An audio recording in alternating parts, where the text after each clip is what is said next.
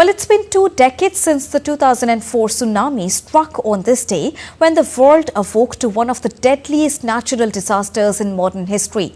An undersea earthquake in the Indian Ocean triggered gigantic waves of up to 30 meters in height, claiming over 300,000 lives, causing unimaginable destruction across the Indian Ocean. It was a peaceful morning of December 26, the day just after Christmas. The mood was festive and people were enjoying their holidays at various beaches and idyllic locations of Asia and Southeast Asia. At 7:59 a.m. local time, however, off the coast of Sumatra, the clock struck hell. A 9.1 magnitude earthquake struck off Indonesia's Sumatra coast. The tremors caused by the quake unleashed 100 feet high tsunami waves with speeds of 800 kilometers per hour. The waves spread in all directions of the quake epicenter, wreaking havoc across several Asian coastal regions. Within 2 hours of the quake, killer waves reached India, Sri Lanka, Indonesia and Thailand. An hour later, Maldives, and 7 hours later hit Mauritius and the east coast of Africa. Effects were felt in North America and Antarctica as well. India was amongst the hardest hit regions, particularly the Andaman and Nicobar Islands. The tsunami also caused considerable destructions along the coastline of Tamil Nadu, Puducherry, Kerala and Andhra Pradesh, basically the South Indian coastline. Yet, amidst devastation on its own shores, India extended assistance to neighbouring Asian countries which had suffered extensive damage from this natural disaster. It stood out as a beacon of relief to its neighbours. While grappling with the disaster, India swiftly launched an extraordinary relief effort. Within 12 hours, aircraft with relief material and naval ships and helicopters were dispatched, making India among the first responders in the region. The Indian Air Force played a crucial role, using IL-76 aircraft and helicopters for aerial supply drops and evacuations. The Indian Navy's 19 ships, 4 aircraft and 11 helicopters were first to take flight for rescue and aid work. The scale and speed of India's response drew global recognition. In the days that followed, 5 major operations unfolded simultaneously. While Operation Sea Wave and Operation Madad were focused on Andaman and Nicobar Islands and Tamil Nadu respectively, 3 other operations were launched to provide relief and evacuate survivors in Sri Lanka, Maldives and Indonesia. Operation Rainbow was launched in Sri Lanka, in which Indian naval ships delivered critical aid and relief material, while army field hospitals provided medical care on ground. Operation Castor was launched in Maldives, with relief sorties, restoration of power and water supplies, helping the island nation deal with the emergency. Operation Gambhir was launched in Indonesia. Warships INS Kokri and Nirupak delivered 40 tons of relief material. INS Nirupak was also converted into a floating hospital with an ICU and X-ray facilities to treat the injured citizens. India's relief mission went beyond immediate aid.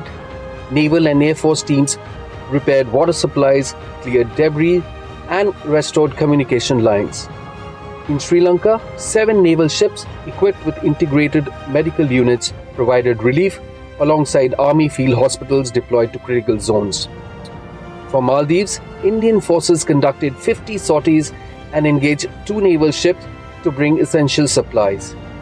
Aid also reached Thailand and Indonesia, where Indian Navy hospital ships played a critical role in treating survivors. India also extended financial and material assistance to its Asian neighbors. $22 million was allocated for Sri Lanka, where teams repaired water supplies, roads and communication lines. $1 million was handed over to Maldives to restore essential services within days. $1 million for immediate aid was sanctioned for Indonesia, where Indian forces helped the worst hit regions. And $500,000 in kind was given to Thailand. Also in the wake of an earthquake which struck Indonesia island of Nias off Sumatra on March 28, 2005, India provided assistance of $2 million. Later, at the ASEAN meetings, India also proposed a comprehensive regional strategy for disaster management using space technology for early warnings. This led to the creation of Indian Ocean Tsunami Warning System, ensuring preparedness for future calamities. Today, as coastal communities remain vigilant, the Indian Navy continues to play a central role in disaster relief across the Indian Ocean. मैंने भारत की act east policy की घोषणा की थी। पिछले एक दशक में इस नीति ने भारत और आसियान देशों के ऐतिहासिक संबंधों को नई ऊर्जा, दिशा और गति दी है। Now 2 decades have passed, but the tsunami relief mission continues to be a strong testament to India's commitment to its neighbors, especially at the time of crisis. Under Prime Minister Narendra Modi, India's Act East policy continues to strengthen disaster mitigation besides regional cooperation in various sectors, fostering resilience and prosperity in the Indo-Pacific. With Nancy Baloda and camera person Anand, Amit Mukherjee for DD India. And to discuss more on this, I am joined by DD India correspondent Amit Mukherjee. Good morning, Amit. Now, when we talk about today, how is the world observing the 20th tsunami anniversary? Amit. Well, Deepika, if you look at 2004, it was a big lesson for a lot of countries, including India. And India utilized that opportunity to secure itself in terms of future preparedness, because India has one of the longest coastlines, and whichever country has a coastline, it is kind of prone to a tsunami activity. So which is why India, it had kind of developed a multi-pronged strategy. At one level, it has deployed a lot of technological advancements, to take care of a system which is going to give an early warning in case of any sort of a, event like this, the tsunami which had happened in 2004. Also, the other thing is that India has been engaging a lot of community people, the coastal communities, in terms of preparedness as well as awareness, so that people are aware of exactly what kind of things happen, how this the environment responds in case there's a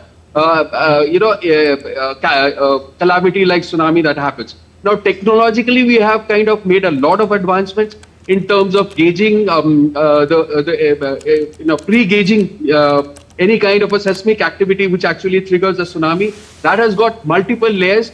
In fact, right from measuring, pressures below the surface of the sea, the seabed, to kind of the tidal gauges, which actually measures any marginal rise in the water levels of the seas, to the seismic stations which are there across India. They are constantly monitoring every change that is taking place along the coastal belts in order to kind of ensure that people are well prepared in case of tsunami happens. Now, this Asian zone is a very, very seismic prone zone, and which is why a tsunami can happen any point in time. The other biggest advantage we have is the backup from ISRO. Now, ISRO has been launching satellites from time to time, and a lot of them have been utilized to kind of track geological changes on the surface of the earth. Now, India has been utilizing all these technologies plus the engagement of people. There have been active engagements of people to kind of make them aware of any kind of, this kind of tsunami activities, so as to minimize the loss. It's a sort of a mitigation strategy India has adopted. And beyond India, in fact, India has also been helping a lot of its neighbors, and we saw the kind of relief India had, sent out, and the response that we saw, even though India was hit very badly, it also went out to help all the Asian neighbors, including Indonesia, whether it's Thailand, Sri Lanka, Maldives, in terms of helping them to deal with the situation when the 2004 tsunami struck. Deepika? And also, Amit, when we talk about it, and considering the fact that 2 decades passed since the tsunami took place, and even when we look at it today, experts warn of more such conditions to emerge in future. Considering that, how do we look at the past 2 decades and the steps that the world has taken so far to mitigate climate change? Well, mitigate climate change, climate change has been a key issue right now. In fact, if the experts are saying that the world is walking on thin ice right now, in terms of, catastrophes which are expected to happen, right from looking at the forest fires which are, raging at different pockets of the world, to unprecedented drought situations, to the kind of floods which we have been seeing in the recent months. So the preparedness aging right now, and a lot of things are dependent on the kind of technologies that we adopt in kind of gauging the environmental changes. Unless and until we deploy adequate technology, it's very, very difficult to gauge what is in store for us in future. And likewise, we have to act in order to ensure that the population remains unaffected, the losses are minimized, the kind of damage to property and livestock, anything is kind of minimized. So a lot of technological advancements are taking place, and India has been in the forefront, and it has also been collaborating with a lot of countries, including US, Canada, Australia, to ensure that these kind of risks from natural disasters are minimized to the maximum level possible. All right. Thank you so much, Amit, for joining us and bringing us all the latest information on how the world is observing and taking steps towards mitigating climate change.